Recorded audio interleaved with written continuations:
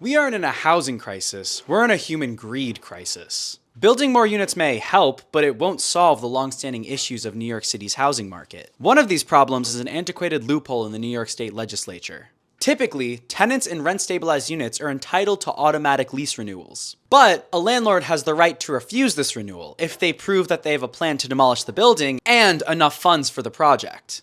It's all laid out in section 2524.5 of the Rent Stabilization Code. This stipulation becomes a sort of last resort to push rent-stabilized tenants out of their apartments when harassment tactics and buyouts don't work. And that's the exact story with luxury development company Extell. Wanting to demolish a building with rent-stabilized units in the Upper East Side, the company slowly pushed tenants out of their apartments by either offering them large sums of money to move, or by stripping infrastructure and amenities to make the building less hospitable. However, one tenant wouldn't budge. Extell applied for state approval to not renew the tenant's lease under the pretense of demolishing the building, but it was rejected. Unfortunately, a court ruling reversed that decision, setting a dangerous precedent. If Extell can kick out its last tenant by claiming that they are going to demolish the building, any of New York City's big real estate developers can do the same. Last year, a state bill was introduced to put an obstacle in front of these development companies by making the state approval process to deny lease renewals more intensive. However, it didn't pass. Still, campaigns like Blame Gary for It, in tandem with the Met Council on Housing and the Black Institute,